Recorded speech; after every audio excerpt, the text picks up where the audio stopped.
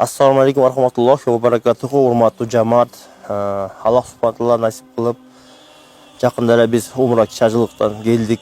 Аллах субханаталланын өзүнүн чакыруусу менен Аль-Макка, Аль-Мукаррама, Аль-Мадина, Аль-Мунаввара шаарларына, ыйык шаарларына, мусулмандарга ушул ыйык шаарларда эсептелген ушул шаарлардан биз сапарга барып келдик.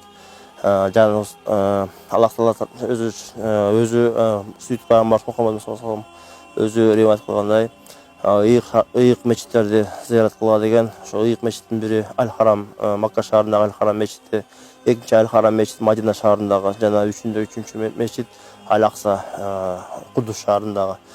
Аллах субханаталла Куранда көп аяттарда ушул хадж жана кичи ажылык умра жөнүндө көп эскерткен. Ошолордун биринде Аль-Бакара сүрөсүнүн 196 аятында ва аттиму хаджа ва умрата лиллахи деп айткан. Аллах субханаталланын ыраазы үчүн ажылык сапарды жана умра кичи ажылыкты аткарыла деп. Биз дагы ошол Аллах Тааланын ыраазы үчүн Аллах Таала насип кылып, Аллах Тааладан суранып жалбарып отыруп биз дагы ошол барып келдик.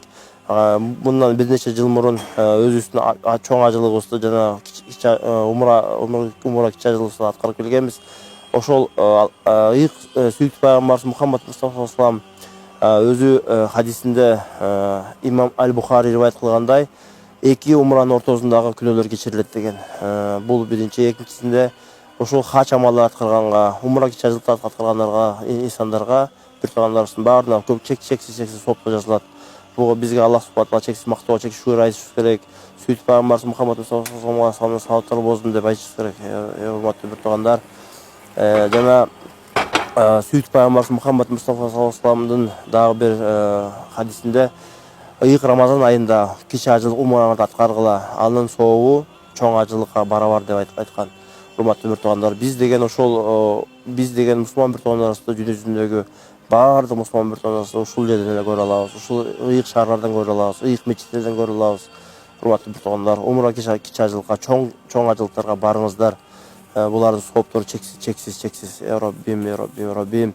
Ошол ыйык Каабанын үстүндө Аль-Байт Аль-Мамур деген жерде 70 000 периште тавафка аткен. Ошол биз Аль-Мадина шаарына барып, сүйтүп пайгамбарыбыз Мухаммад саллаллаху алейхи ва салламга салам айтып, Азирети Абу Бакырга, Азирети Умарга салам айтып, андан кийин Аль-Рауда деген ошол жер шаарындагы бейиштин бакчасынан 2 ракат намаз окуп, кандай гана керемет, кандай гана жерлер, кандай гана кооз жерлер, Жаннатул Аль-Бакыйга көрүстөнүнө барып, ал жерге зыярат кылып, жана ушул Мадина шаарындагы Ухуд тоозуна барып зыярат кылып, андан кийин Куба мечитинде ошол пайгамбарыбыз Мухаммад саллаллаху алейхи ва саллям биринчи келип, Мадина шаарына келип намаз окуган жерге мечитке барып намаз окуп, андан кийин эки кыблалуу мечитке барып намаз окуп, кандай гана сонун мүмкүнчүлүктөр болду.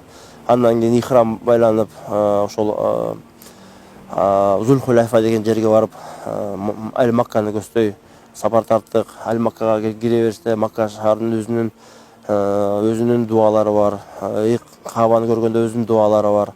Ыйык Каабага барып, биз таваф кылып, андан кийин 2 ракат намаз окуп, Макоми Ибрахимдин тушунда 2 ракат намаз окуп, Замзам суусун ичип, эки тоонун ортосунда Сафа жана Марфа ыйык тоолордун ортосундагы сай кылып, андан кийин чачкырттырып, биз ушул умра кичи ажылыгыбызды, ибадаттарыбызды аткардык. Аллах субханаталла өзү кабыл кылсын. Аллах субханаталланын ыраазы үчүн баардык болгон амалдарыбыз, ибадаттарыбыз кабыл болсун. Аллахым, бир туугандар, сиздер дагы келиңиздер, сиздер да барыңыздар ошол жерлерге. Сиздер үчүн да биз дуа кылабыз. Алла, амин.